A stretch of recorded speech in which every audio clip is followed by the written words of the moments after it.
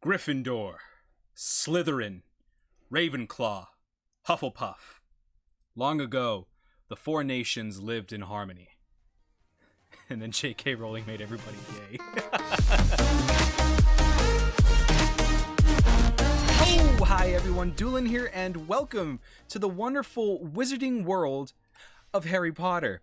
I was watching a Good Times with Scar stream a few weeks ago, and he was talking about his house, his Harry Potter house, not like his actual house. That'd be weird. But it made me think back to when I was a kid and how I used to really like Harry Potter.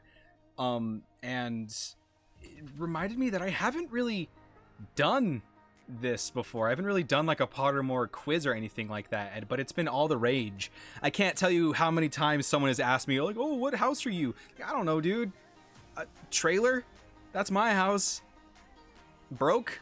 That's my house. Relatable.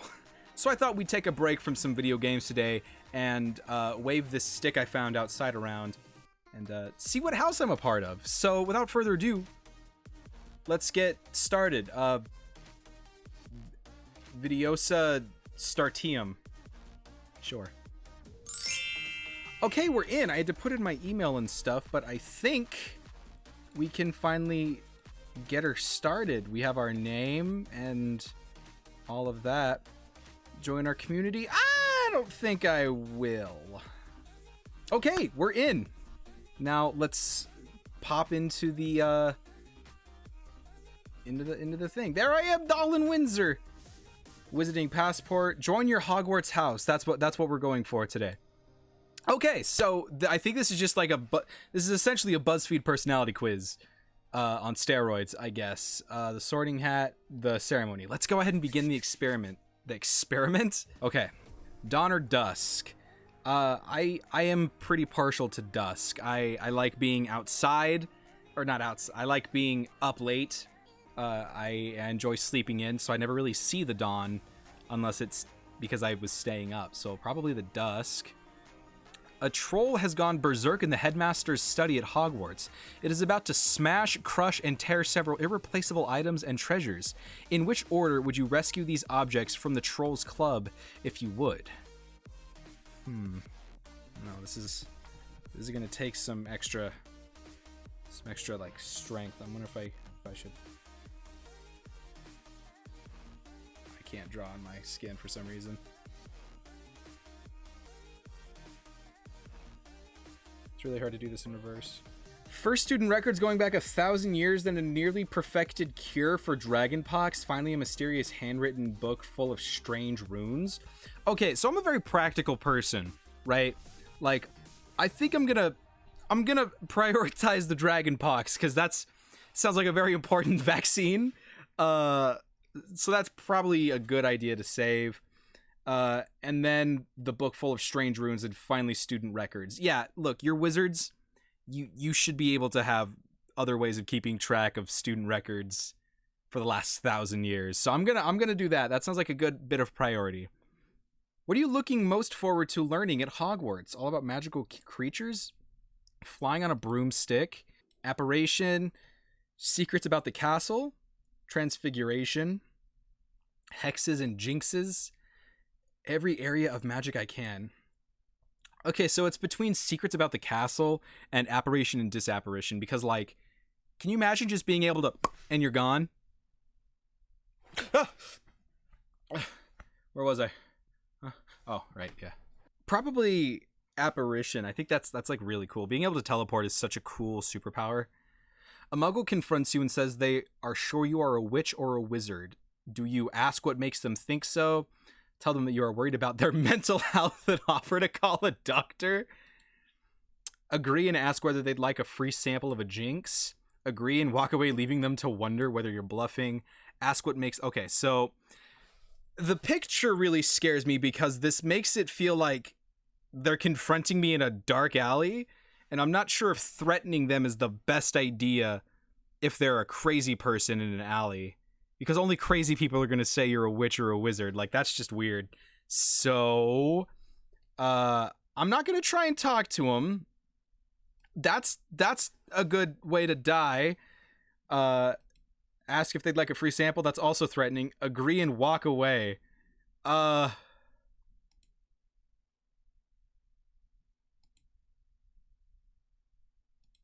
Actually, I'm just gonna ask what makes them think so. Because, like, they're a crazy person, dude.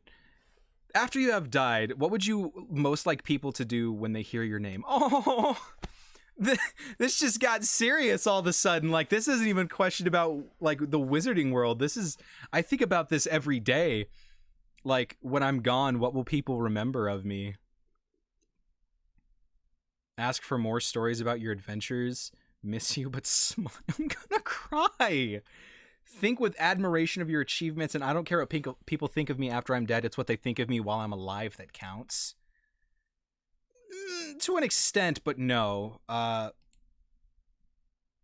gonna say miss you, but smile, because I'd like to put more happiness into this world than I get out of it. And I feel like, yeah, people will miss you, but if they remember you fondly and like they have happy memories of you and you made their life better, then that's really what matters. If you were attending Hogwarts, which pet would you choose to take with you? Ooh. Oh, that's a lot of options. Oh man, this is like one I've never thought about this, but this is like one of the biggest deals of the wizarding world, right? So let's see, we got a barn owl, a harlequin toad, a ginger cat, a tawny owl, a dragon toad, a white cat, a natterjack toad, a common toad, a Siamese cat, a snowy owl, a tabby cat, a black cat, a screech owl, a brown owl, a three-toed tree toad, a barn owl, a harlequin. Okay. If it's between these options, it's either going to be a white cat or a tabby cat. I wish there was a calico cat option. I'm just gonna go with a tabby cat because I like tabby cats. They're so precious. Once every century, the flutterby bush produces flowers that adapt their scent to attract the unwary. If it lured you, it would smell of... Okay, so it's just my favorite smell, basically. The sea. I do like the sea. Home. But what if my home is the sea?